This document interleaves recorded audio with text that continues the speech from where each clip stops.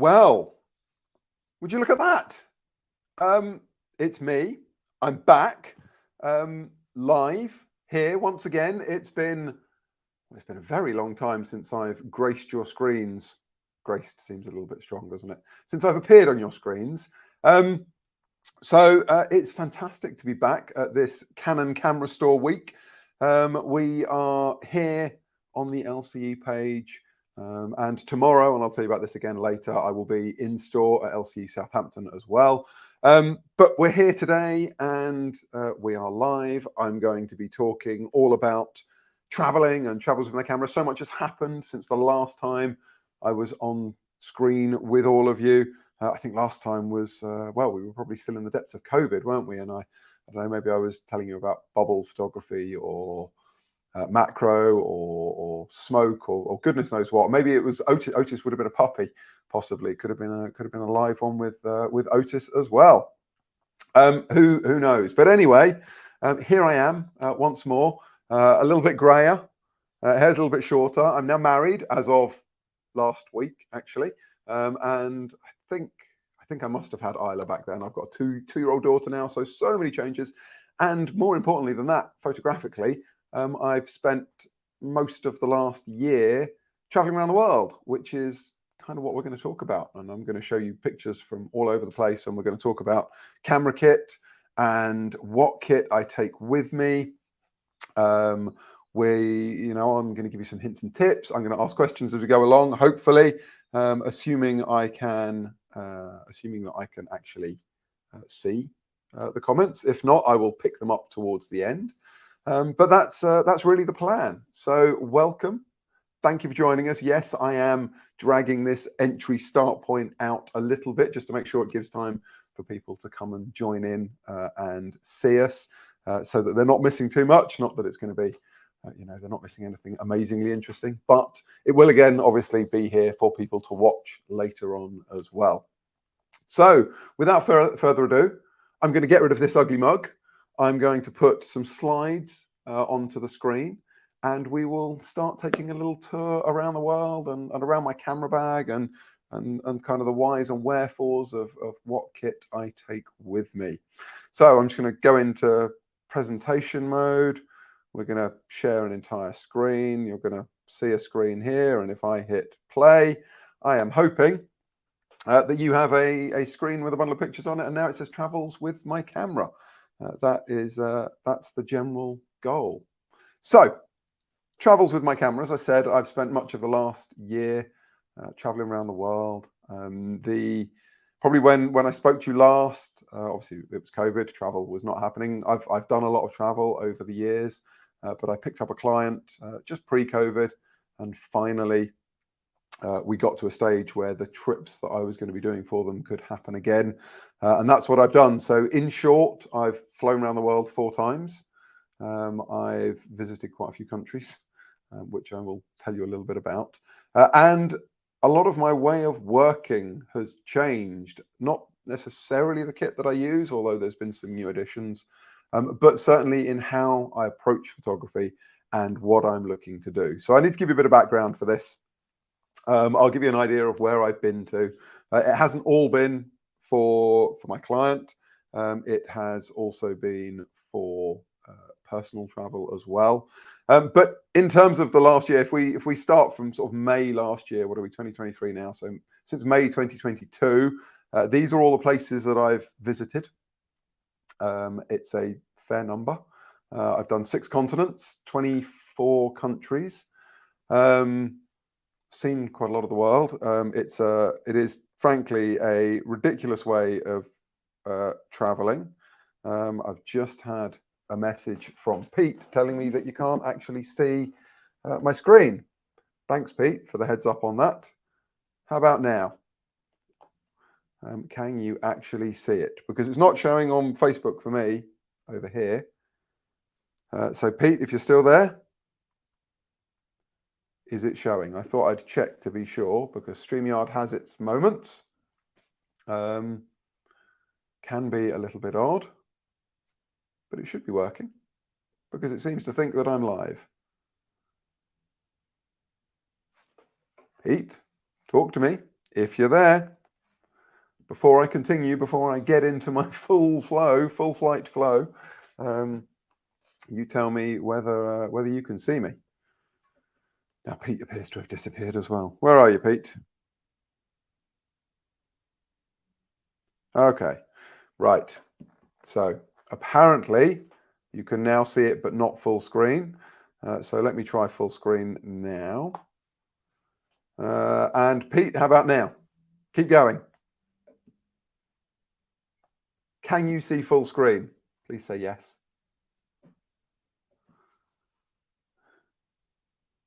Blank. Honestly. Fine. Okay, so we're going with not full screen. That is absolutely fine. We will just go for slides only. Look at that.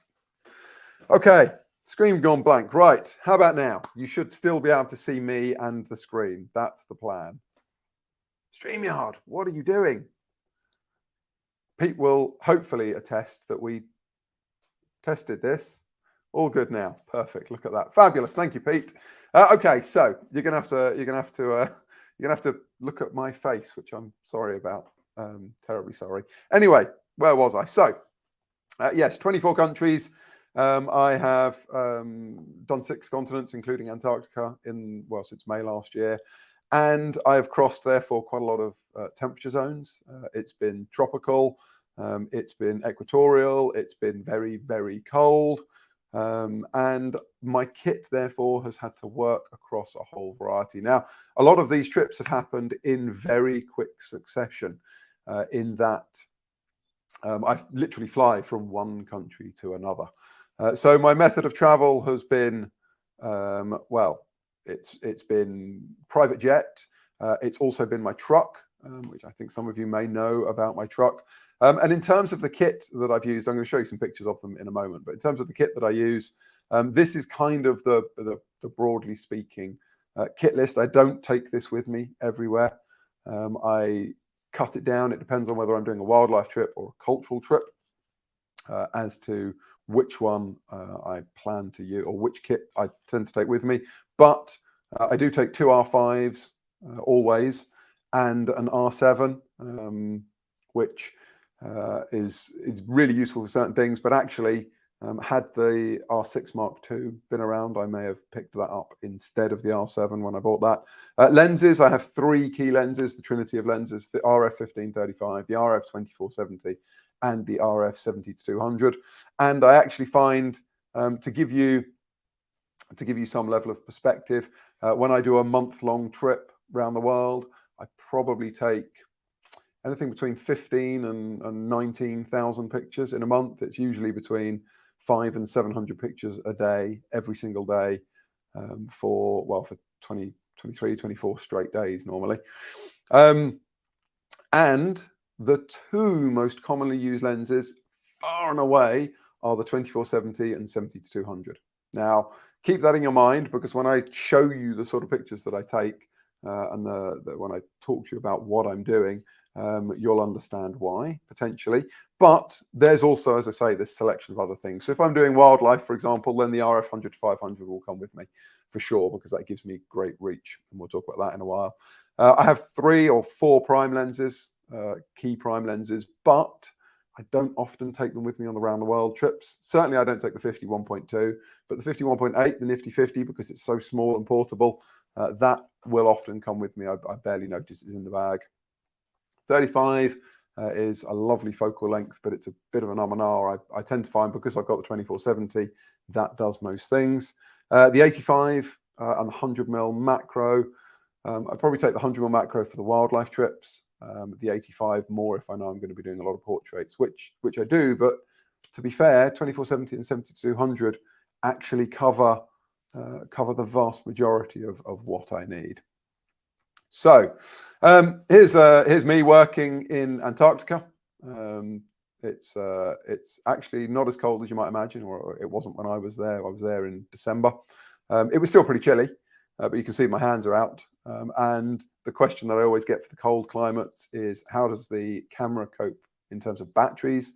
I was using the 2 R5s, one of them with a battery grip, one without. And I found that I could shoot all day between the 2 cameras and I was probably down to about -15, -18. I think the day we went to the penguins was -20 something with a bit of wind chill, but it lasted the whole time that we were with the penguins and the whole rest of the day shooting. So battery life is actually not something that you need to be as concerned about in cold climates as you might imagine. If you're sitting doing a landscape camera on a tripod, winds blasting past it, it might become a bit more of an issue. But I find when I'm moving around, hands on the camera a lot, body heat tends to keep it warm. That said, anywhere cold, just in case, I always keep spare batteries inside my coat so that I've always got some warm ones to switch out if I need to. If I'm not traveling on the private jet, this was what I was talking about before in terms of my means of transport. This is my truck. Some of you may remember this. This is BB. This is our home. This is where I normally live right now. Actually, I'm in a cottage in Norfolk because we've had a bit of, well, we got married last weekend and a few other family things going on. So we've decided we didn't want to be moving the whole time right now. But this is BB. This has taken us last year to, where did we do? We did Netherlands, Germany, Denmark, Sweden, Norway, Belgium, France, and Luxembourg. And this year we'll be doing some more Europe. We're going to be doing some France and Italy and the Dolomites particularly. We might cross into Morocco. And then later in the year, we're hopefully heading to America with the truck to go and do Canada and America and South America for a few years. So you may only get to see me on screen for the next couple of years. But anyway, obviously when I'm traveling in the truck, I do take a bit more care. I've got most of my kit with me. But really, this was just to give you the idea of exactly kind of how life and photographic life particularly works for me, what I need to do. So truck or private jet, which every time I say it sounds ridiculous, but it's quite wonderful. Anyway, let's move on. I told you cold climates. I was talking about the batteries. This is an R5. Some of you, if any of you follow me on social media, you may have seen this back in December. This is my R5 with 2470 face down in the snow. The out of focusness in the background is an emperor penguin colony. It was about -20 plus wind chill, and well, as I say, the camera kept working. And although that was face down, the reason it was face down, very particularly, you may know that I'm not a big fan of putting filters on the front of lenses. I find they impact image quality, or they don't offer the protection that people necessarily imagine they do. Here, there's a lot of low down, a lot of wind blowing, and therefore wind blown sand. So every time I put the camera down, I didn't want it sitting facing into the wind, or with, I put it down early on and I faced it away from the wind. And because of wind flow, it kind of all curved round and the whole front of the lens just got filled up with snow. So I concluded actually putting it face down in the snow was the best way for it. But yeah, it sat there for a little bit. You see the icicles dripping off it. And yeah, as I say, it kept working all day, and it still works. And yeah, I've been remarkably impressed in the cold climates. So we're going to take this tour, and I'm going to take this tour in terms of the sort of things that I have to photograph on tour. So I travel, as I said, on this jet. It's a kind of luxury cruise in the sky. To give you an example of the places we go to, there are kind of two different round the world tours that we run. One of them is wildlife based. The other one is cultural based. So the wildlife trip will go to Japan to see the snow monkeys. It goes to the Philippines for whale sharks and tarsiers. Borneo to see the orangutans and sun bears. Borneo, Japan, India for Ranthambore National Park. Madagascar for lemurs. I'm having to remember my itineraries now. Madagascar for lemurs. Rwanda for mountain gorillas, and then Kenya for the big five. So that's kind of a wildlife trip, and most of it tends to be a little bit more distant, but not always. Obviously, wildlife in Kenya, you want 100 to 500, but the tarsiers you're really close to. It's almost macro lens because they're so diddy. Then orangutans can be really quite close. Sun bears fairly close. So there's kind of a real mix of stuff going on. And in terms of the cultural trips, I set off on another one of those in May, and that will be, let's see if I can remember this now. We're going to Japan, to Osaka. So Japan, Bhutan, Nepal, India, Uzbekistan, UAE, Jordan, Sicily. So they're kind of the predominantly two types of trips. And I have to photograph not just what we see on these trips. So that can be architecture, it can be landscapes, it can be meals, tablescapes, the food that we're eating, but it's also all of the guests and them effectively having their holiday. So I'm taking their holiday pictures for them, portraits of them, as well as portraits of people we meet along the way. So in terms of your travel, the great thing about travel photography is that it's so all-encompassing, and it really does mean that there is everything under the sun. Whatever we see that might be interesting, I'm trying to capture it.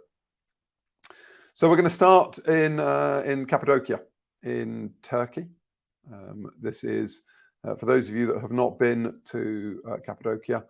Highly recommend it if you want to go hot air ballooning. I've taken 9 hot air balloon flights around the world now, and this is, don't tell the people in Kenya this, but this is far and away my best hot air ballooning experience, simply because of the number of hot air balloons. And you've probably all seen pictures from here. The reality is, you see these pictures on Instagram and Facebook, and you think, oh, that's been photoshopped, and there's never that many balloons, and the sunrise never looks like that. Genuinely, it does. It's mind-blowingly beautiful. In terms of shooting it, it's actually not that hard. So from a camera tip perspective, there's not a lot that you have to worry about. Just get your exposure right. If you're shooting from the hot air balloon, you'll see one of those in a moment. Again, it's a fairly easy thing to shoot, but you've got to think about your composition. So this was from the hotel I was staying in. The following morning, after I'd flown the day before, I knew, apart from the pictures from the hot air balloon, I wanted a picture showing kind of the scale of the balloons in the landscape.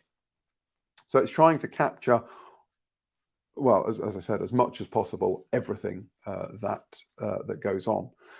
So this is 2470. I didn't need to go to 1535 because it would have been a bit too distant. And that standard focal length, it could be 2470, it could be 24105, it could be a 2870, it could be a 28135 for those of you still in EF. That kind of focal length lens could be a what am I thinking about? 15 to 85 EFS. That focal length is so incredibly versatile. I said that the 2470 and 70-200 do pretty much all of the photography that I need on tour, and of that, the 2470 focal length is probably 80% of the pictures that I take. And so actually on that, just in terms of setting up the camera, because I know that lens gets used more, or that's the focal length I'm going to want to use more. My 2 R5s, one of them has a battery grip and the other one doesn't. The 2470 goes onto the camera with the battery grip. One, it means that the weight between the two cameras, so 2470 and R5 with grip versus R5 without grip and a 70-200, they're about equal. So hanging off either side, I'm balanced.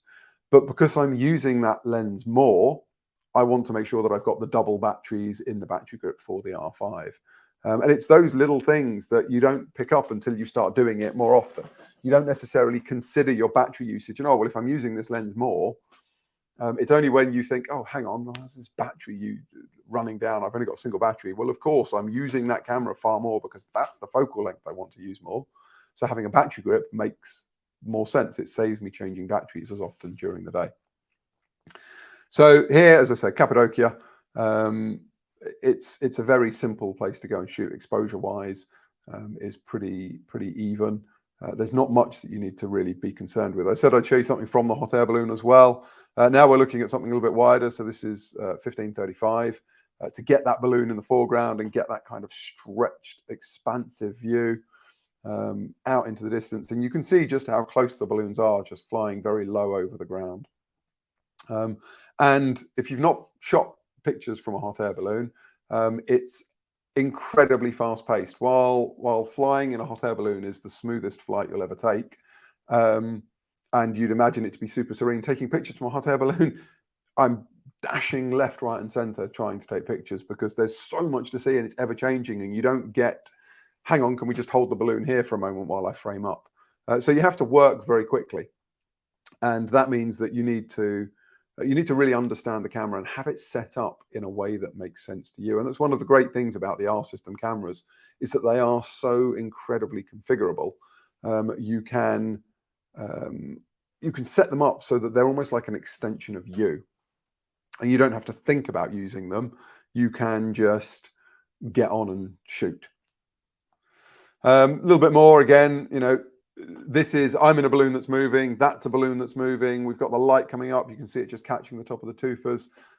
Here you're, again, working quickly, waiting for things to line up, trying to find those pictures whilst keeping an eye on everything else that's going on. And so that's one of the reasons that zoom lenses over prime lenses for me have become far more common compared to what I may have used in the past, simply because of that versatility in framing that I get when I'm shooting. Okay, Taj Mahal. I should probably have made this a guessing game, shouldn't I? I could have, gone around the world and you could have all guessed where it is. Now, the Taj Mahal, one of the most photographed buildings in the world. How do you find something a little bit different? Well, the picture on the left was my version of something different. The picture on the right is a little bit of a cheat. Where if you ever get the opportunity to go to Taj Mahal, and I pray that you do because it's an incredible experience, take a large bottle of water with you, and then get in nice and early, like really early, get in at dawn, and then don't worry about where the crowds are, get off round to the sides, and then pour some water on the ground, and suddenly you've got an instant reflection pool to shoot into, and it creates a really beautiful image, much deeper than it would be if it was just a Taj Mahal on its own. And then the image on the left was, again, looking for something a little bit different, trying to find different shots. Again, these are both on 24-70. So as a focal length, so versatile for architecture. Actually, in May, I will be taking my tilt shift lens with me, but you've got to be mindful that there are places like the Taj Mahal you can't take a tripod into. You're simply not allowed a tripod in. They'll confiscate it from you at the gate and give it back when you leave. So you've got to find ways of shooting, and things like image stabilization in lens and IBIS in camera make life so much easier, open up pictures that you simply otherwise wouldn't get. So being able to have that IBIS turned on, get up to 8 stops of image stabilization. It means with a 24-70 or a 15-35, you can easily be shooting down, getting on for, not far off quarter of a second, as long as you're very, very careful with it. And then even using things like your camera bag. You can't take a tripod in, but use your camera bag to rest the camera on, and a cable release just takes away your vibration into the camera when you're pushing the button, and allows you those pictures that you otherwise wouldn't have. In terms of grads, I'm a big fan of grads for landscapes. These kind of trips, I don't get time. I've carried grads on every trip I've done, and I've probably used them twice. I just don't get time. And actually, these days we've got, as much as I'm a big fan of doing it in camera, and you probably all know me for saying I do it in camera, when you're shooting commercially in this world, where it's very, very fast paced, I don't have time. I can't get a tripod out. I can't put the grads on. I've just got to shoot and try and sort it out later. And so in terms of the image on the right, the balance between the sky and the foreground was tweaked a little bit in post. It wasn't much because it's quite soft light that time in the morning, but utilizing the tools that are available to you and within the environment in which you're shooting, you sometimes have to change your approach to get the pictures that you're tasked with getting. And that's very much the difference between shooting for a client versus shooting for yourself. When I'm shooting for myself, my grads still come out. I still get everything as right as I possibly can in camera. Shooting for a client, as I say, in this environment, I have to be a little bit more relaxed about it and accept that I don't have the time or the opportunity to spend an hour on location waiting for the light to change. It's very much more like a run and gun situation, almost like photojournalism. Reason for carrying 15-35, yes, 2470 does an awful lot. It gave me some nice pictures, but being able to get that big, wide, expansive view, set it into the sky. There was a beautiful sky that morning, lovely sunrise, just opens up picture opportunities, having that extra wide view. We've moved from India to the US. We're at Horseshoe Bend now, and sometimes things just work out. We landed, this was on a US tour, 2-week US tour. We landed at the airport, and I knew that I had about 2 hours, 3 hours spare before I needed to be ready anywhere to take pictures of guests. So I borrowed a car and I shot off to Horseshoe Bend, and it says it's about a 45-minute walk. And I parked the car, paid the parking, ran down, literally just running with all my kit to try and maximize the time I got there. And again, no chance to be there at sunrise or sunset or whenever you feel the best time of day may have been. But actually shooting into the light, this kind of late afternoon, sun going down behind Horseshoe Bend, you've got that little bit of flare coming through. It actually worked out quite well.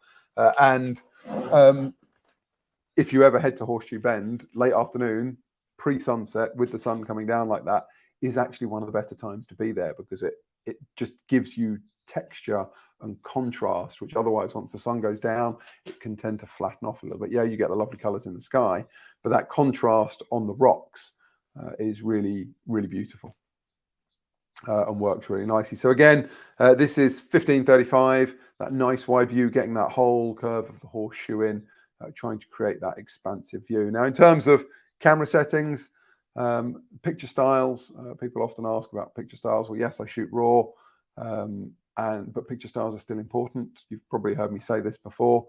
Otherwise, you take a picture, you look at it on the back of the camera. If you're not using Canon's DPP, then it's going to look different in whatever RAW software you're opening it in. Lightroom, for example, will now add picture style information in. It's similar, but not quite the same, or it will do its own approximation of it. But I tend to shoot everything on fine detail. It's not adding too much to the file. I get to, do what I want to afterwards, if anything, without it having had too much impact. For example, if you use like landscape picture style, which can be maybe a little bit oversaturated. But obviously in RAW, you've got that chance to throw it away or change it or whatever. But I still like to have a good idea on the back of the camera as to what the picture might look like as I'm taking it. Next up, the Maldives. The Maldives here, obviously we had a storm coming. As I've said already a couple of times, I'm trying to capture everything for the guests. I'm trying to make sure they've got the holiday pictures of them. I'm trying to make sure that they've got pictures of the people we see. I'm trying to make sure they've got pictures of the places that we visit, and pictures that they can have in a book, because they'll get a web gallery at the end of it. On some tours, they'll also get a book of my pictures. And so I've got to try and find those beautiful scenic shots. In this case, this is not, again, it's not an enormously challenging picture to take. Yes, it's tripod. Yes, it's filtered. This is one of the few times that I've used grads. It's also got a solid ND to try and give it a little bit of motion, slow the waves down a little bit. But looking for these pictures, you learn to open your eyes a lot more. And probably the biggest tip I can give anyone from a photographic perspective is probably also the most banal, which is learn to see, open your eyes, and be open to everything that comes your way. In terms of the cameras, this is very much single point autofocus. I've not got tracking focus. We'll get onto that when we look at the wildlife and we look at some of the portraits. But here, there's nothing special going on. It's just about finding that shot and then, working with the light. Cambodia, Angkor Wat for sunrise. Sadly, I couldn't get to the most favored reflection pool because it was closed for renovation. But this is a place that is, my biggest tip I can give you is get there early. It wasn't enormously busy when I was there, but that's because it was just post-COVID. It was May last year. The world hadn't really opened. But normally it is absolutely heaving. And you have to get there early to ensure that you're by the water. Otherwise, you could be 3, 4, 5, 6, 7 rows back behind people. And you don't get that kind of reflective shot that you might be looking for. Here, again, there's no grads in this. This is just about trying to find that balance of reflection, bring out the reflection and make it that famous Angkor Wat, kind of like the, what do they call it? Well, that kind of tulip shape towers, just gives, it works so well because it's backlit. At the end of the day, when the sun comes up, everyone goes there for sunrise, but the sun comes up behind it. So with the best will in the world, it's always going to be a semi-silhouette at the very best case, unless you shoot pre the sun coming up, and then you could grab it. But the moment the sun breaks the horizon, you're into silhouette territory, and so you may as well work with that silhouette. And this is, I think this is 2470 in terms of focal length. Nepal, the Buddhanath Stupa in Kathmandu. Again, running around the Kathmandu market, trying to find different shots. I managed to find my way onto a rooftop. I left all the guests; they were milling around down on ground level, and I found my way up to a rooftop just to get that kind of overview shot of Nepal, well, of Kathmandu, of this very famous the Buddhanath Stupa, as I said. Again, it's happy accident. I happened to be there at the right time. The clouds were moving. I happened to get a little break in the cloud as it framed around the top of the stupa. From a camera perspective, there's nothing challenging about this. You don't need to use any of the super special features. They, as I say, tend to come in much more with portraits and with wildlife than they do when you're shooting landscapey, scenic-y type stuff. So that's why there's not a huge amount of camera tech to talk about. I will tell you a little bit about memory card choices, though. Obviously, the R5 has got CF Express and SD cards, and I use both of them because I have to shoot video as well. So it's another reason why it's so incredibly packed, is because in terms of busy for me, because I'm shooting stills, I'm shooting video. The R5s, R7s, the whole R series, the R6 Mark II, because they can do stills and video, I just switch between the two very rapidly. I've shot still, right, I need a little video clip of this. Oh, there's some guests walking this way. I can do with a video clip of that. It doesn't take me long. I don't need to get a second camera out. I can just switch between stills and video very quickly. And I use high capacity memory cards. So usually the CF Express cards are 512 because I'm shooting 4K, usually at a fairly high frame rate. But in terms of stills, it's 128 gig memory card. Now that does last a while, but I use it as a form of backup. So at the end of each day, I download my pictures, store them on an external drive, but I leave them on the memory card. And then I go into the camera menu, go to the record card folder function select, and create a new folder. So each day there is a new folder. Sorry about that. Each day there is a new folder for pictures. So every day is segregated out. And I also name the cameras. So using the file naming option within the camera, each camera has a different string at the start of the file name. So it still gets its sequential numbers, but one of them is the wide camera, so it has a W in it, and the other one is the telephoto, so it's got a T in it. And then my third camera, my R7, has got a 7 in it, so that I know which camera that file came from, and they're already pre-sorted. Otherwise, if you just leave them, if you put the strings at the start to be the same, you end up with duplicate file names coming from 2 or 3 different cameras. So when you're working in that kind of environment and you're shooting quite that many pictures, you've got to start thinking about organizing the files in the camera as well. And Canon, as I say, they give you this option to start new folders, to name the folders, and not just that, but to change the string at the start of each file name. And that for me is actually incredibly useful, as I say, in just keeping track of files later on. Almost like the folder has like a date to it, so I know what day that those pictures came from when I'm looking back for them later on. Ranthambore National Park, it's not all incredibly big, broad scenery, but trying to capture the essence of a place. So, backlit greenery with a track. We were out looking for tigers in Ranthambore. Fabulous place to go looking for tigers, really beautiful. My best recommendation is go early in the year, don't go late in the year. It's not quite so good late in the year, but any time, sort of February, March time, really, really good time for tigers. Really good time to go and see them. Again, this is where having 2 cameras 2 lenses. I'm not swapping lenses time and again. And it's, you know, here it's quite dusty. So I could be worried about dust. If I'm continually taking a lens off, putting a lens on, I end up with dust inside the camera. And I'd rather that didn't happen, which is why I have the 2 cameras. And being able to pick it up and go 24-70 or 70-200, or it could be 24-105 and 100-400, for example, might be an alternate combination, or 100-500.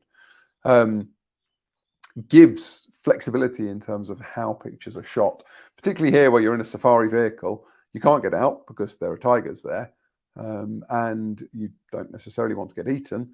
So you've got to find the shots from a very fixed location, and you don't necessarily get the opportunity to tell the safari vehicle to move 2 feet that way. Sometimes you can, sometimes you can't. So having a zoom and having access to different focal lengths just brings in picture opportunities that otherwise don't exist. This is Mormon Row in the Grand Tetons in America. Famous. Anyone that follows Ansel Adams' work will know that he's photographed this. He kind of made it famous as a destination. This, again, to get this picture, I think I had maybe 6 minutes. We turned up. I had all the guests. All the guests wanted a picture in front of the barn, so I had to do a group shot. I then had to do individual pictures of each couple or single guest, and then I had to try and get them all out of the way so that I could get the overview picture. And you know, the clouds just happened to be nice. I did get my grads out. This was one of the other 3 times that I got my grads out. But I just very quickly run around, find my setup, find an angle, get the tripod out, and try and capture it as best as possible. Here, I also previewed in black and white because I had a feeling that I wanted to convert this to black and white to really bring out the contrast in the sky, and sort of give it that old time feel. So switching picture styles to black and white allowed me to preview what the picture might look like in black and white afterwards, and even drop a red filter onto it as well to get that idea of what it was going to look like once I put the red filter in there, to give it that bit more punch, to kind of, you know, increase the contrast, as a red filter tends to do in landscape black and white. So it's about utilizing the tools that you've got, and while you're working very rapidly, trying to find ways that they can make it easier and better. We tend to think of landscapes as being wide angle shots, but often there's the long shot as well. So this is 70-200, just picking out that light, catching the ridge line and the light sitting across the top of the mountains in the distance with that bit of sky. Having the opportunity to switch from wide telephoto, and really the point I'm trying to get across is don't forget about telephoto for landscapes, because they give you a totally different feel to your picture. They flatten off the perspective. You can isolate details. It really does work quite effectively as a landscape tool. So 70-200, 100-500, both exceptionally capable landscape lenses, and definitely ones that are worth considering if you think of yourself as a landscaper and you normally shoot with a 15-35 or a 24-105. Okay, a little closer to home. We've done a bit around the world. This was early last year in the truck. Went up to the Isle of Skye in BB, and this is just looking across the Raasay Sound towards Scottish mainland, and it is a stitched panorama. Now, some of you may know that I'm a big fan of my tilt shift lens for landscapes. You may wonder why I've not mentioned it until now, why it's not appeared in some of those pictures from around the world.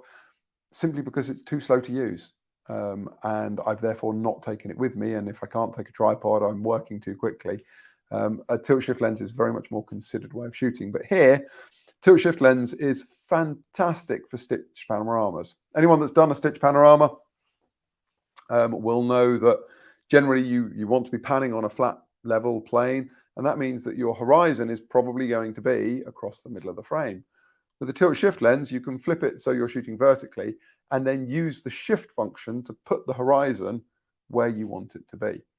And so that means you can shoot more or use more of each frame that you got, because you're not going to then have to crop the bottom off, for example, to get it closer to your thirds. as you would do if you weren't using a tilt shift lens. So tilt shift lens is not just great for your kind of landscape and architecture, but also great for the landscape panorama, where you want to maximize what you're getting out of the scene.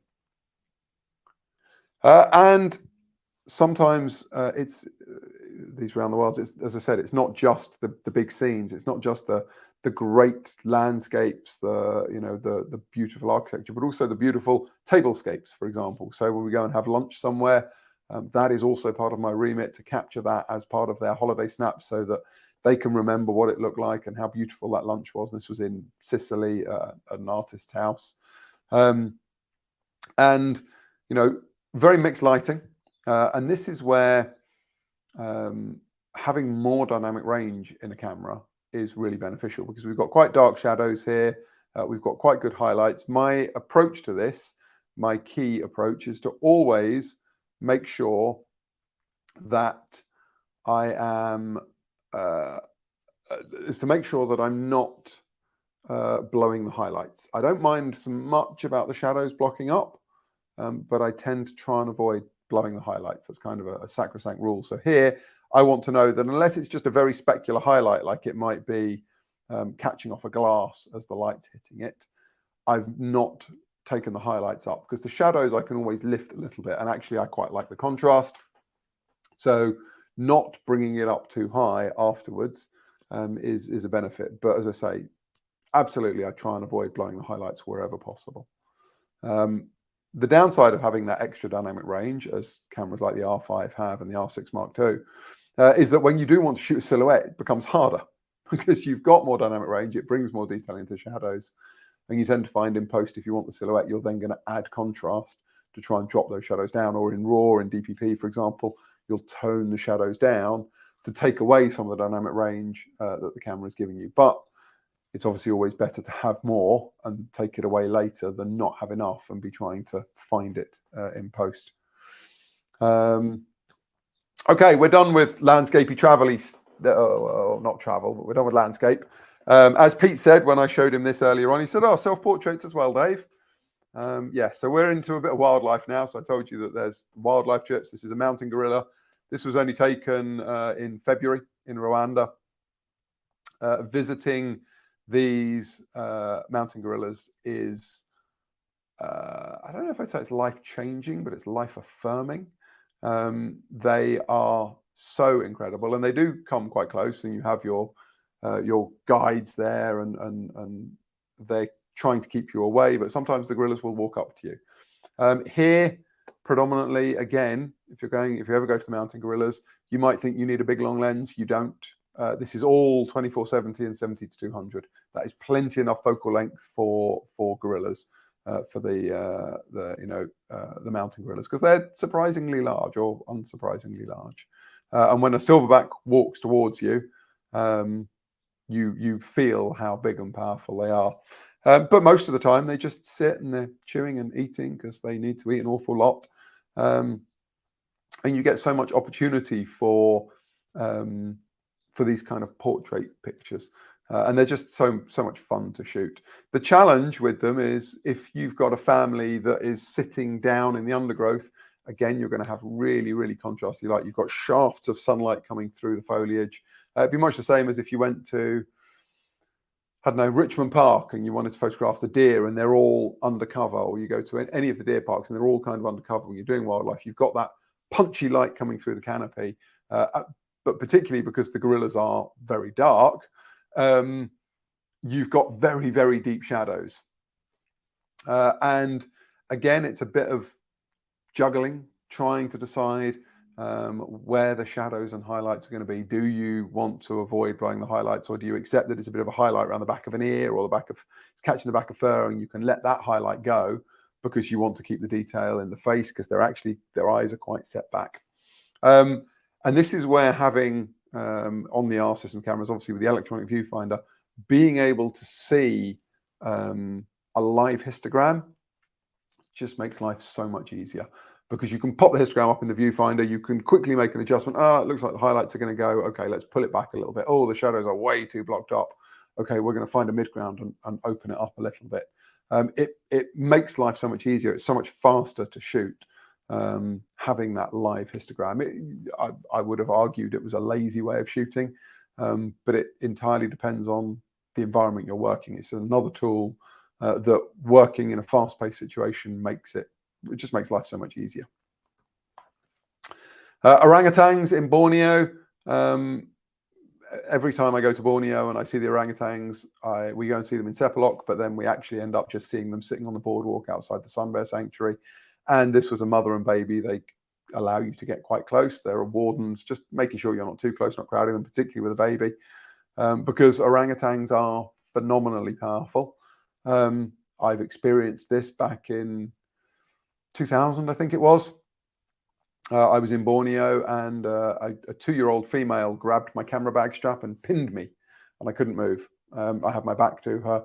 She was in an enclosure, and she just reached through, grabbed it, and pulled me back, and I was stuck against the enclosure wall, couldn't go anywhere.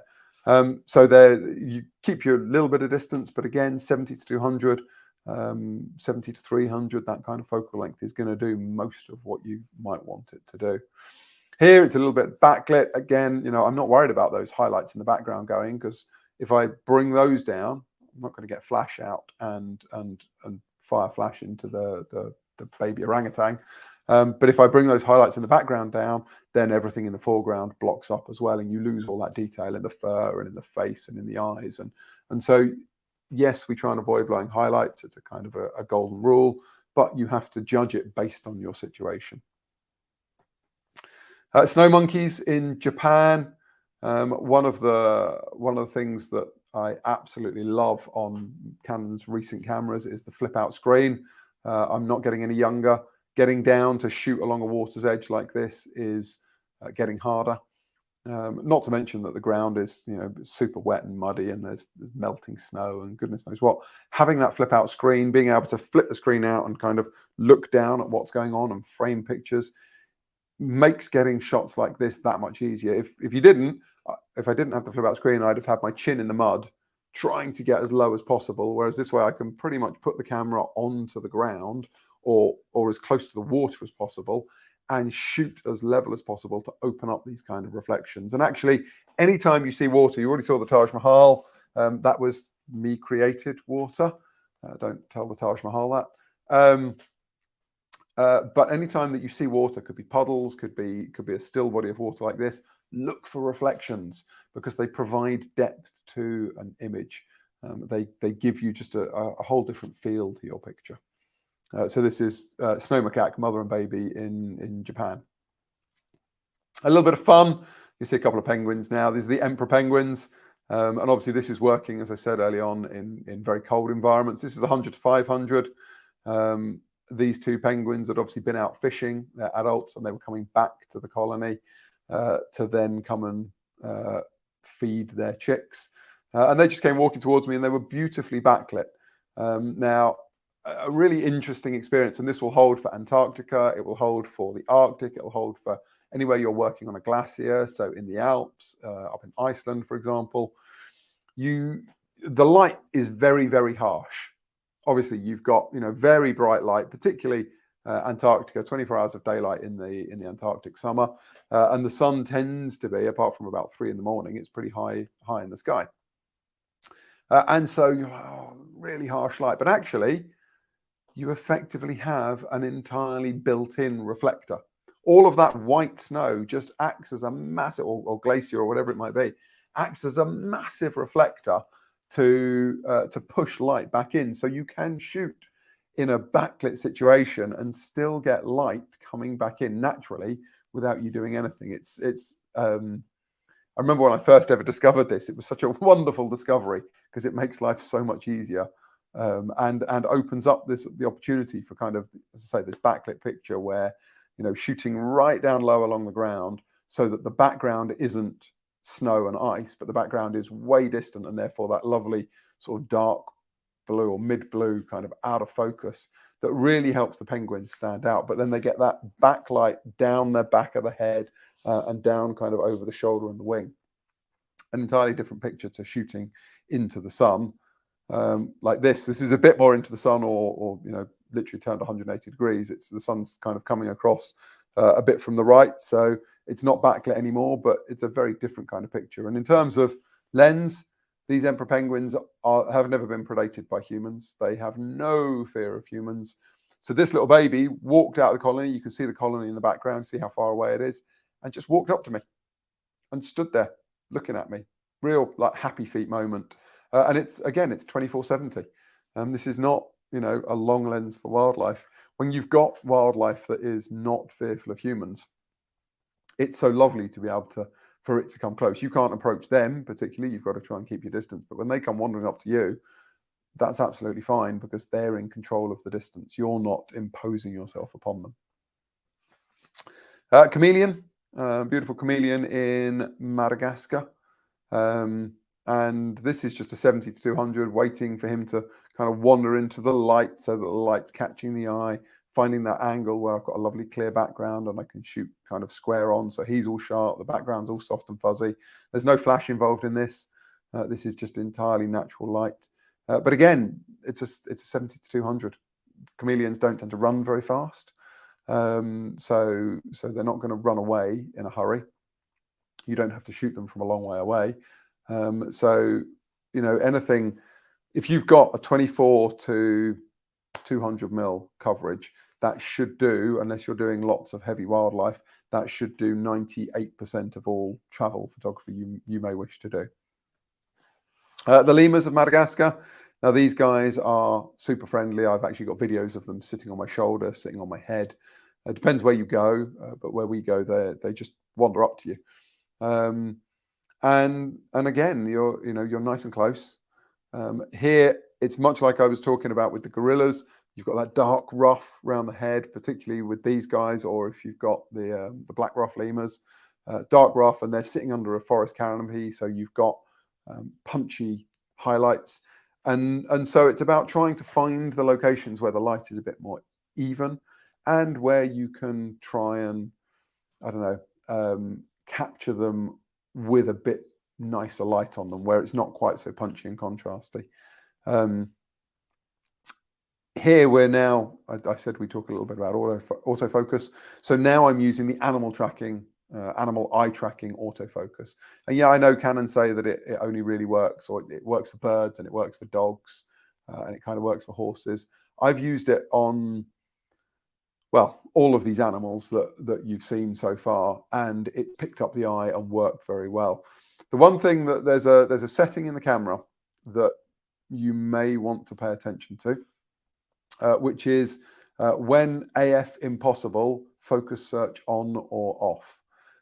First couple of days of my last trip, I'd had it turned off for something I'd been doing beforehand, and I'd forgotten about it. And I couldn't figure out why the camera just wasn't even trying to focus. One camera was trying to focus, one camera wouldn't try and focus in a low light situation. And it was really bugging me. 2 days, I was racking my brains trying to work out what was going on. And I switched lenses to cameras, and I switched the battery. I tried all sorts of things. And eventually it suddenly clicked. I was like, of course, I'd had focus search turned off. And so the moment the light level started to drop, obviously not in this kind of situation, but low light shooting in the evening, the camera simply wouldn't even try and focus.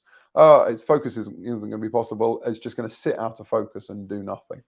And as soon as I realized that setting, I remembered I changed that setting, it was suddenly much more easy and approachable to be able to get that kind of picture. That it started focusing, bam, it was back to the camera that I knew. So remember, you do have so many settings in the camera, and if you make a change somewhere for a particular shoot that you're doing, just pay attention to it, because it might not work for the next subject you're doing. Or, if something isn't suddenly working, don't immediately think the camera's at fault. It could quite possibly be a setting that you've changed for something particular. So always keep that in mind. And it's a good reason to, spend time looking in the camera menus when you're not shooting. Just sit down with your camera on the sofa and go through the menus so that you've got an idea of what's where and what might affect different situations, as well as what settings you might want to use for different shooting scenarios. Okay, slightly longer lenses now, 100 to 500. Yes, it would be beautiful to take a 400 2.8 and an extender, or a 500 f4 or 600 or an 800 on safari, but I think you've probably got the idea now. I don't have that kind of time to sit with a prime lens and wait. I have to be able to shoot fast play. So the 100 to 500 is just so versatile for wildlife. 500mm is plenty long enough. I told you I take an R7 as well. So if I want more reach, I'll put the 100 to 500 onto the R7 because it's an APS-C sensor. So I get that effective extra focal length. It's not longer focal length. It's just cropping what I'm seeing. So it's narrowing field of view. But it gives that perception and that perspective and allows me to concentrate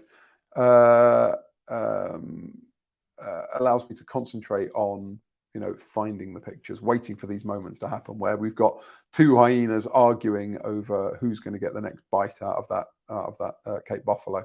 Side note about hyenas, they're a female-dominated society. So the females get first pickings of the food and they'll chase the males away. Interesting to know if you weren't aware. I've just seen a question come in. Tracy says, only one camera body in snow. Do you change lenses? If you need to change lenses, do it, but just be very careful about it. Obviously, in Antarctica, I told you that there was all that wind-blown snow low down. If I'd needed to change lenses, I wouldn't have been doing it hunched down on my knees. I'd have been standing up and using some kind of shield. Make sure you turn the camera off first, particularly, you know, the R series cameras. If you turn the camera off and it can put that shield across the sensor, that gives you the protection to the sensor a little bit. But I'd still, you know, shield it under a jacket or turn your back to the wind and do it in a position where there's not debris flying around. But yeah, if you know, I had two cameras. I didn't need to change lenses. If I needed to change lenses, I would have done happily, just being sensible and smart about it rather than just, you know, opening up to the elements and going, hey, come on, snow, blow in that way. Same goes for rain. If you're changing it in the rain, keep the camera pointed down so rain can't fall in. So change the lens this way. That, you know, it's about working in your environment. Okay, not the best picture of a lilac-breasted roller, but one that I'm quite happy with because it shows off a feature of some of the recent Canon cameras, R6 Mark II and R7 particularly. It's called Raw Burst. This is a lilac-breasted roller taking off from that tree. If you try and take a picture of a bird taking off from a tree, chances are you're going to miss it 9 times out of 10, unless you get lucky. Whereas this raw burst feature that Canon have introduced opens up these pictures and makes it so much simpler. So what does raw burst do? Effectively, you turn it on, you sit and you half press the shutter button. So look through the camera menu. I'm pretty sure it's in the red menus. Set raw burst to enable and then half press the shutter button. And all the while you're half pressing the shutter button, the camera is effectively recording frames with electronic shutter at, you know, 20, 30 frames a second, but it's not storing them. It's keeping them sat in the camera's own buffer rather than writing them to the memory card. Then when the action happens, you fully press the shutter button. And in fully pressing the shutter button, it starts shooting and saves the previous half a second's worth of frames. So if if it's, let's say it's 20 frames a second, it saves the previous 10 frames. And then afterwards on the camera or in DPP, you can go through, find those frames and go through each of the individual frames and save the raw file directly. So in this situation, lilac-breasted roller leaps off the tree, I push the shutter button, I can then go back through the previous 10 or 15 frames and find that moment when the wings are out, it's fully stretched and it's just taking off. So it's created, or it's allowed me to create pictures that I'd have sat there for 2-3 hours waiting for them to just take off and try again until I get that moment. Now it's become so much easier simply because of this new feature. So raw burst, have a little play for that. Tracy, another question. Aurora Borealis in Sweden, R5 or R6 Mark II? It's a good question. There's not a lot to choose between the two of them in that situation. I might be inclined to the R5 for the extra resolution, but at the same time, I'd quite like the lower resolution of the R6 Mark II because the pixels are a bit bigger and therefore from a light gathering capability. If you're not going to need the resolution of the R5, then having the R6 Mark II is probably not a bad choice. I'd say if you don't have either of them, I'd maybe go R6 Mark II. If you've already got one of them, then it's not going to make a huge amount of difference. Another question, Steve Beadle, does raw burst work with back button focus? Yes, you can keep your thumb on the button and it will keep tracking focus. Obviously, you then start running into the limitations of autofocus capability. If that bird moves very quickly, is it going to track it correctly? Is it going to track it accurately? But so far, you know, in this situation, it followed that lilac-breasted roller. It's in good light. It's got the sun on it. I was using autofocus. It came out and went sort of slightly back and sideways, and autofocus tracked it properly. Rob, R8 question mark. What's that in relation to? R8 question mark. Is that in relation to, does it have raw burst, or in relation to would you use that for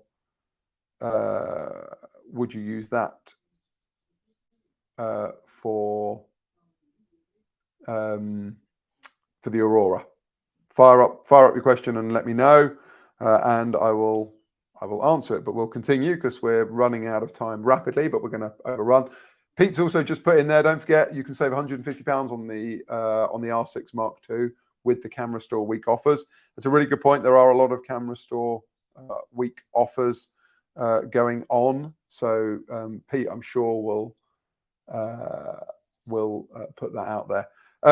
In terms of in comparison to the, let me read that message. It's come up. Instead of the R6 Mark II for the Aurora, Rob, is that what you're getting at?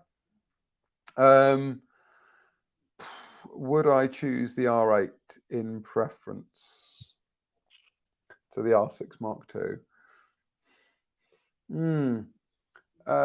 I think it depends what else you might want to shoot with it, in terms of whether it's a better choice or not. I don't know. I quite like the idea of the R6 Mark II. I mean, the R6 was a lovely camera. The R6 Mark II is very nice as well. I think maybe the R8 is. It's a tough one. It's a real tough one to pick between them as to. Tracy says, "Don't advise struggling to choose. Crop heavily." Okay, so yes, that's not a bad reason for going to the R5. Rob, in terms of R8, I think I'd probably go with the R6 Mark II. For if you're talking about Aurora, I think I'd probably go that route rather than the R8. That would probably be my choice, I think. Where are we? We'll get back to some pictures, so I'll get through them before, well, we're way over time, but whatever, you're all still here, so good job. I'll hang around, keep talking. Again, 100 to 500. In fact, I didn't really talk about the Lion. 100 to 500 and 100 to 500 give you an idea of how versatile they are. Oh, Pete's just pointed out, there you go, Tracy, that's a good one for you. Even better savings on the R5. You can save £400 in the Camera Store week offers. So maybe that's a good reason to lean towards the R5, but you'll have to be quick because I think, and Pete will no doubt confirm, Camera Store offers end at the end of this week. Is that correct, Pete? You can let us know. And then something a little different, a pigtail macaque. So here, you know, we always talk about trying to keep the ISO as low as possible. That's our general guideline. But there are times when it's very dark. This is in Borneo. This is a completely wild macaque, mother and baby. It's very dark. And one of the most common questions, I guess, that comes up in talks that I give is, how high are you willing to take the ISO? Well, I'm willing to take the ISO as high as I need to get the picture that I want. If I'm, as I was here, sitting in a boat that's moving, using a longer lens, so I need more shutter speed. If I've got to take the ISO up to 6,400 or 12,800, then that's what I'm going to do. And in fact, I'm pretty sure this was at 12,800. And this has been printed. I've printed this at This has been to A1, and there's a little bit of noise in there, but it's not anything that you'd be worried about. So, yes, if you take a picture of 12,800 and you look at it 100% on your screen, you're going to see image noise. But actually, don't worry about it if your goal is to print it. If you want to just look at it on screen and zoom into 100%, you're going to get upset maybe by having a bit of noise there. But when you think about actual use cases for pictures, you're showing them on a screen here. You're seeing this at HD. You'd never know that was 12,800. You never know there was a little bit of noise in that file. When I've printed it to A1, you start taking into account viewing distance, you never really worry that there might be a little bit of noise there. If I walked up to it and looked at it like this, yeah, I'd probably see that there was a little bit of grain or noise in the file. But actually, when you look at an A1 print at the appropriate viewing distance, you don't see it. It doesn't appear.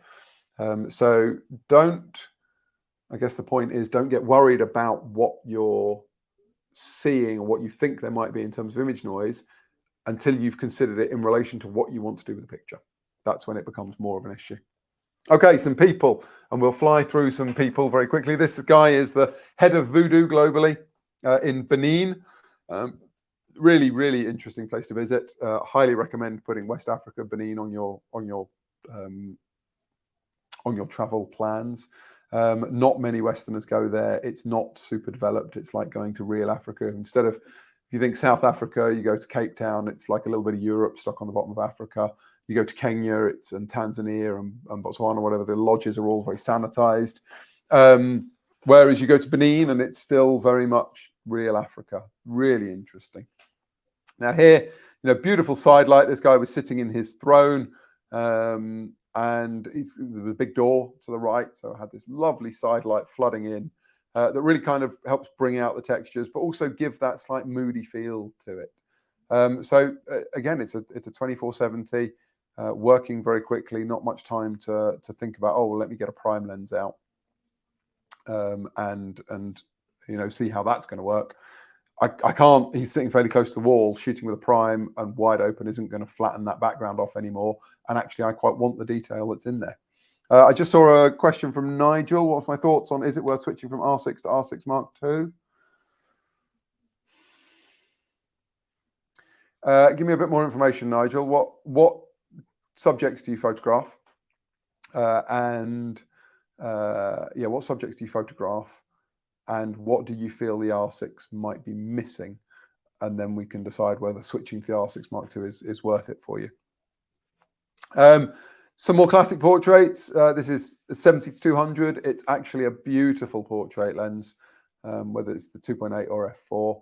What you've got to remember is, yes, aperture controls your depth of field, and some of you will have heard me say this before, but the most important thing is your subject distance.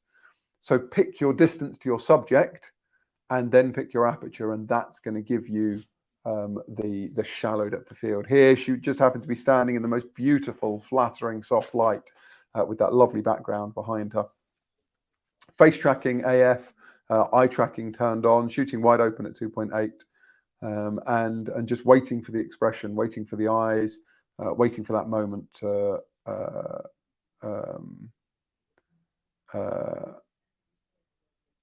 waiting for that moment to happen. Oh, I've just been told, okay, my camera feed's frozen, but the presentation's all okay. Well, you didn't need to see me anymore.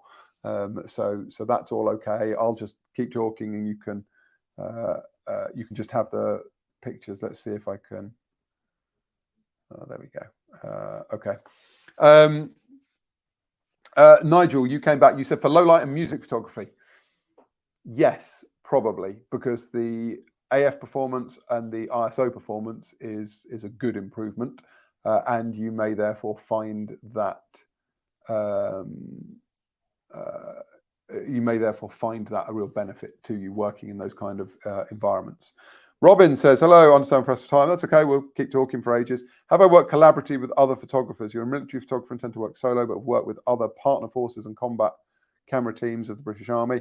I do sometimes work with other photographers, not very often. Certainly in this kind of work, I'm a solo photographer, but there have been shoots where I've worked with other photographers. I've had them shooting like as a second shooter to me. what specifically is your question in terms of how you might work with this? I guess that's what you're going for, is how you may work with other photographers or working with the kit. Give me a bit more information about exactly what your question is, or is it simply have I worked with other photographers? If so, then yes, but not super often. I tend to find it's more solo. Right, we're going to move through these portraits very quickly. Ibis, incredibly useful. I'm sitting in a boat that's moving in one direction. This boy is standing on another boat that's moving in the opposite direction. Andy, thank you very much. That's moving in the opposite direction. 7200. I've got no real time. I just literally see him coming, get ready. As he appears, eye tracking AF, take the shot, waiting, take a few shots, get this one where he's nicely lined up. But Ibis allows me to avoid that camera shake. Obviously, if I'm moving and he's moving, it can't stop him moving. But I'm on a boat. It's keeping me, it's keeping my pictures a little bit more stable. And the eye tracking focus just works time and again, ensures that I keep, the eyes in focus, which is obviously the most important thing here. Same here, eye tracking focus, nice widening. I was thinking this is 2470. This little boy in Benin just walked up to me and stood and looked straight up at me. And then, he played around, and it was lovely to photograph. Thinking about different angles. You don't normally photograph animals and children looking down on them, but sometimes it can work. I was standing in the shade, actually photographing a voodoo ceremony when he came running up to me.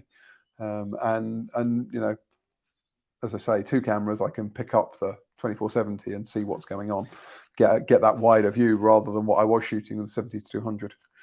And then a little bit of action, fishing, whatever. Ibis once more, keeping me stable or helping to keep the camera stable in conjunction with the image stabilizer in the lens. Backlit, so you've got that net kind of out. It was a very watery sunrise, so it wasn't super strong. Think my height helped a lot with that shot. Yeah, Tracy, it probably did. I could still look down on him. It's a good point. For those that don't know, I'm 6'4", so yeah, my height was probably quite useful. I do seem to recall actually standing on tiptoes though and trying to get a little bit higher. Again, autofocus here. I think I turned off the face tracking autofocus. Being able to jump very quickly on my R5s, I can figure the shoulder button, which is obviously the button up by that falls under your thumb on the top right hand corner of the shoulder.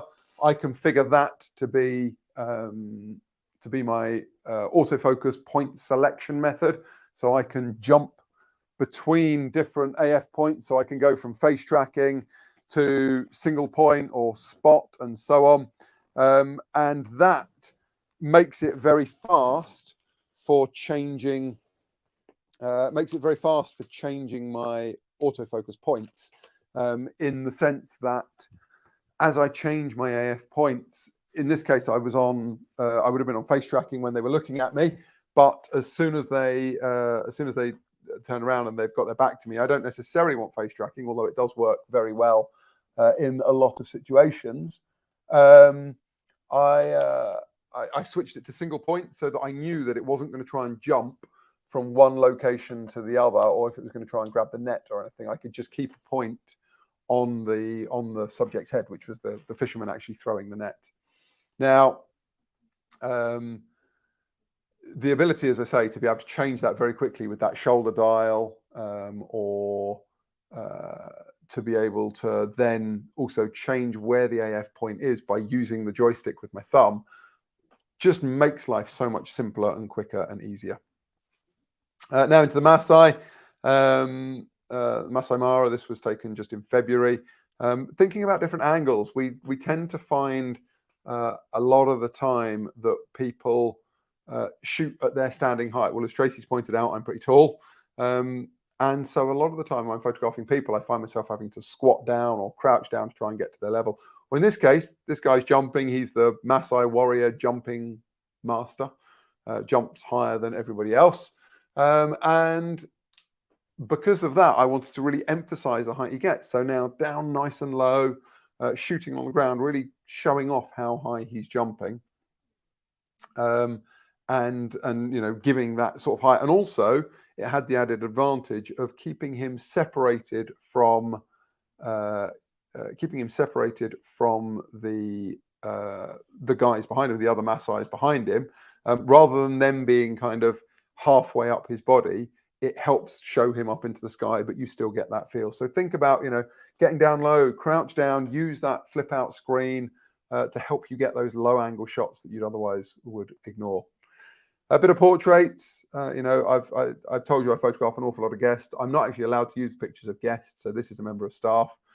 But there's an awful lot of portraits that I shoot. You know, of the probably of, let's say, 18,000 pictures, I don't know, 16,000 of them are pictures of the guests that we have on tour. Maybe not that, maybe 12,000. And photographing them in every different location that we go to. But you're trying to find, you know, nice light. Sometimes they're posed, sometimes they're candid. Having the versatility of a zoom that's a 70-200, 70-300 just makes life so much faster. A little bit of an aside here. This was again in Benin, actually, in a floating village called Gonvi. This, you'll notice that there's a bit of a blur to this picture. There's like a soft haziness. When you're traveling in humid conditions, the best piece of advice I can give you is, wherever possible, don't keep your camera kit in your hotel room overnight. Otherwise, when you go out in the morning, you are going to basically spend the first hour cleaning your lenses and your cameras, trying to get the condensation off the front of the lenses. Now, here, my 24-70 and 70-200, as I say, they're out all the time. So we'd got up in the morning, we'd traveled on a coach, they were out, and I hadn't thought to get my other lenses out. I thought they were just going to acclimatize in that time in my bag. They didn't, and when we got onto this little house on stilts, I knew for this shot that I wanted to switch to a prime, so I switched to my 85 f2, took it out of my bag, and it just fogged up instantly. Lens cloth out, gave it a quick clean, fogged up, clean, fogged up, clean, fogged up. And this went on for about 2 or 3 minutes, but I had super limited time and we were being like moved back off again. So I eventually just went with it. I cleaned it as much as I could, got rid of most of it. And by then, because it had started acclimatizing, it was like a soft film over the front of the lens. And I thought, well, actually, if I'm shooting into the light, that's going to give a lovely bloom. So if you see that highlight in the background, I kind of positioned myself deliberately to get that bit of highlight in there, knowing that it was going to bloom through the mist on the front of the lens, and thereby create a softer feel to the picture that otherwise just wouldn't have existed. Into Kenya, the Masai Mara, a charity school just outside the Masai Mara called Enkareri, that I visited 3 times now, and the children are absolutely wonderful there. They're hilarious fun to photograph, and those of you that have met me will know that I've got quite hairy arms. If you ever go to Kenya and you go to a school and you've got hairy arms, they will come up to you and they will grab the hair on your arms and gently pull it and be absolutely enthralled with this hair that they don't have. And it's an awful lot of fun. Anyway, you know, looking for these nice moments. These kids ran out from their classroom and stuck their head out of the window. Anytime you're in a situation like this, there's a lot of light outside, obviously. This actually works anyway. You want to do nice portraits of people, look for people standing in windows or look for people standing in doorways.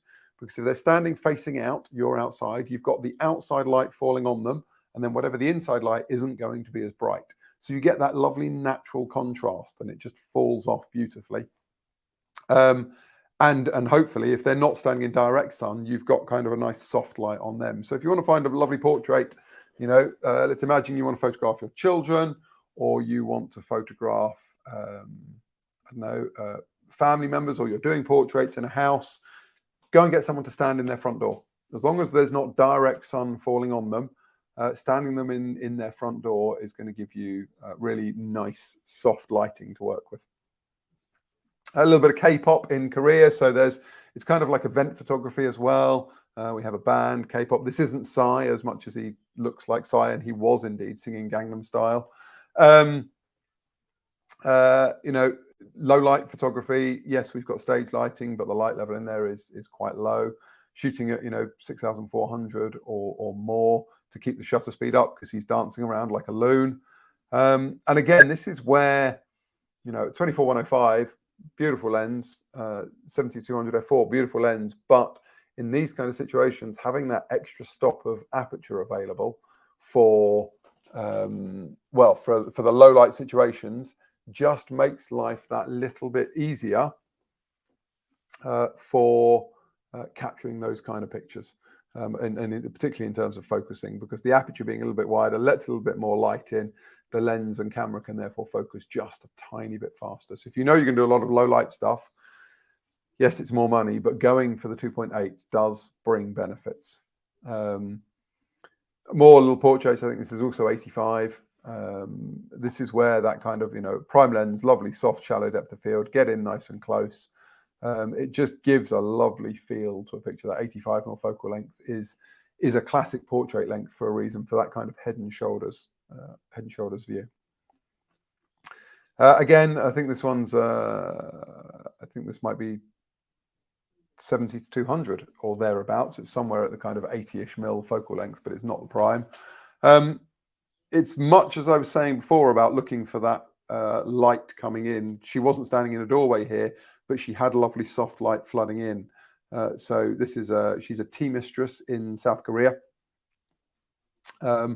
Looking for that soft light that goes with their soft skin and then her soft expression as well. Trying to find those kind of shots and getting down to eye level as well. I spend so much time on my hands and knees taking pictures. It's unreal. And then back to Benin, little boy in a boat, capturing these odd moments. Being able to, I said before, work with your camera super quickly. Being able to change settings rapidly so that you're ready to shoot. And in this case, using that eye tracking autofocus, even with his hand in front of his face. The eye tracking AF picked up the eye, and he's in a boat going one way. So again, I'm in a boat going the other. But it still picked up that eye and tracked it accurately, and just made this shot possible. Not much to say about this, just a nice portrait. Again, getting down low, shooting a bit lower than you might imagine, gives him that little bit more, what's the word I'm looking for? A little bit more dominance, I guess. He's a chief. It makes him that little bit more dominant because you're shooting up at him, but it also gives me that background that's nice and clear, rather than if I shot from higher, I'd have those trees in the background, which would be far more distracting. And then low light, who was it that was asking earlier on? Nigel. This is not music photography, but it's theatre photography in the Hanoi Opera House. This is on an R5 actually, but I think R6 Mark II, as I said before, is going to give you that kind of opportunity for better low light performance. Flash, I do take flash with me as well. I don't use flash maybe as often as I'd like to because it's too fast paced, but there are times when I can get a flash out, balance ambient light with flash. And from a travel photography perspective, having a flash in your bag, I take a 600EX and an SDE3 RT, allows me to get off-camera flash. I take an umbrella, and actually I use either a tripod or a very small lightweight Manfrotto nanopole stand, just to give me an off-camera flash ability. I can put a tripod up with an umbrella on it, or put a small lightweight light stand up with an umbrella on it, and create different style pictures rather than relying on the ambient light that may or may not be there. Finally, a little bit of action. This is the UAE desert bashing.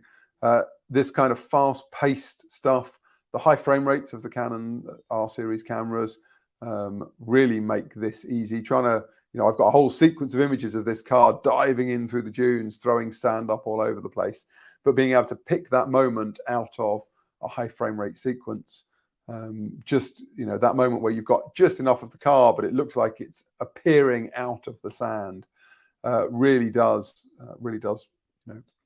make pictures possible. Tracy, I love snapping performance, theatre, etc., and wildlife. R6 Mark II over R5, not fussed by landscape. Do it about. Again, both R6 Mark II and R5 will work really well for you. That theatre I showed you, that was R5. I think if you're leaning towards the R5 because you like to crop, I wouldn't say go to the R6 Mark II for any particular reason. I think the R5 will do what you want as well. So yeah, I'd say I wouldn't say choose the R6 Mark II over the R5. And then this was taken at 3 o'clock in the morning in Antarctica. This was the plane that we flew in and out of Antarctica from. Any aviation buffs will recognize that as a Gulf Stream. It's all part of telling a story. Obviously, it's great to get strong single images, but for what I do, I have to tell the story afterwards for the guests. I have to have that collection of pictures. So getting the plane arriving or taking off, taking pictures out of the window, so on and so forth. It just helps tell that story. So always looking, when you're doing travel photography particularly, you're always looking for other angles. And I remember hearing a tip a long time ago, which I find a lot of people gloss over. And I can't ever remember where I saw it or where I heard it. But essentially, when you see something, if you see something incredible, take that picture then. Don't think, oh, I'll come and do that later. Obviously, in the case of a plane landing here, it doesn't happen all the time. But when you see something, just take that picture there and then. Because if you say, oh, I'll come back to that tomorrow, you know, we're doing something now, whatever it might be, you probably won't come back tomorrow. Or if you do, it won't be as interesting as it was the first time you saw it. And one of the great things about travel is that you get to, you get to see other things beyond your normal comfort zone, beyond the things you normally see. And that inspiration of seeing new things is really powerful and helpful in getting you to take pictures you maybe otherwise wouldn't. So if you see something that catches your eye, just take that picture there and then, even if it's a rubbish picture. Because if you take a rubbish picture, it might then prompt you to go back. But if you didn't take the picture at all, you'll probably just forget about it in all the other new things that you see. Okay, if you want the funniest thing you'll ever see, me sitting on the back of a Vespa at 6'4", trying to shoot one-handed with a 15-35, zooming through the streets of Hanoi, is probably quite comical. Our guests thought it was amazing. The Vespa thought it was terrible because it looked like we were wheeling everywhere. But again, trying to, shooting one-handed here, 15-35. I talked about IBIS, being able to get that shutter speed down so that the Vespa that I'm sitting on is sharply in focus, and the guy's hand, the guy that's riding, who's driving the Vespa, is in focus. But then you've got that blur of the streets behind, so the shutter speed's quite low. This is probably, if I remember rightly, it's about a 15th of a second. So I'm on a fast-moving moped, hand holding with one hand at a 15th of a second, and that's what lens stabilization and in-camera stabilization combined gives you the possibility to do. So it's just such a valuable, useful feature. We'll finish with a couple of abstracts. So this is an Antarctic ice sheet flying over Antarctica. I do love a good abstract.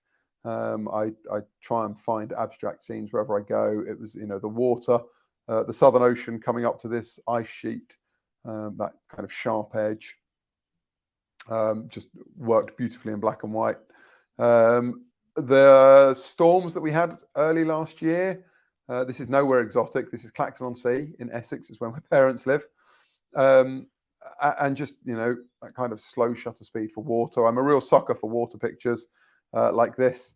Again, something like 100 to 500 here and concentrating on the waves, or 100 to 400. And then my tip for this is pan the tripod, or pan the camera on a tripod, because it gives you a much smoother result. So yeah, looking for these abstracty kind of scenes as well, again, helps tell the story.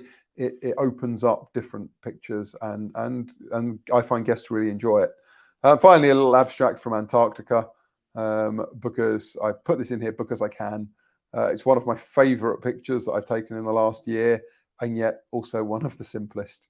So yeah, I think, keep your eyes open, take pictures when you see them. use the camera features and functions that you've got available to you, and know how to use your camera without having to think about it, change those settings, all of that, just from a travel perspective, allows you to move light and fast. And then before you go anywhere, really sit down and think about the lenses that you want to take with you. There tends to be two schools of thought. There's either the I'm going to take everything, and I very much used to be in that school of thought, or there's the I don't want to take much, I'll just take one lens. Well, think very carefully about what that lens is. And as I said earlier on, my advice is if you've got, I think a 24-70, 24-105 is probably the best single lens you could take. If you're going to take two, then it's make sure you've got 24 to 200 mil covered. And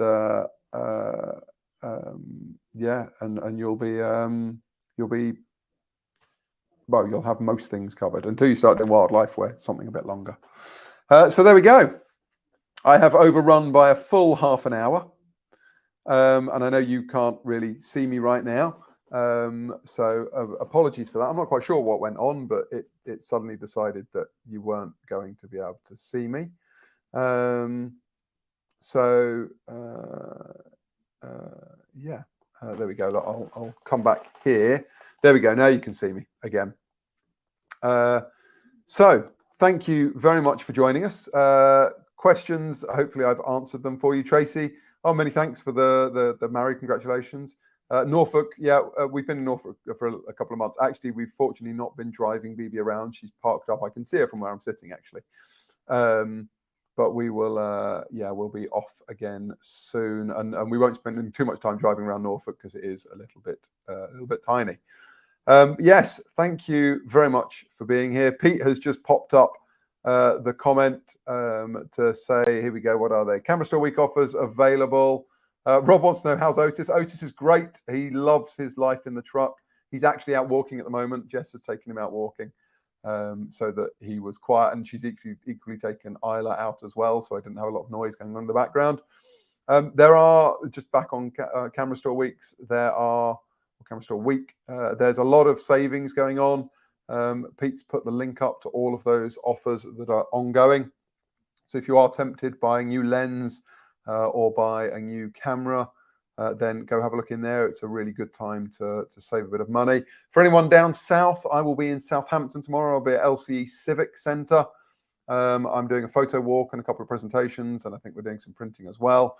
So if anyone is down there and feels so inclined, wants to come along and say hello in person, chit chat, ask questions, come on a photo walk, etc., etc., then by all means come along. There might be a sign-up form, but if you have a look on the LCE page, it will tell you. Otherwise, just turn up, and hopefully I will see you there. If not, happy shooting, happy travels, happy light, good light for all of you, and I look forward to seeing you all again somewhere soon. Bye-bye for now.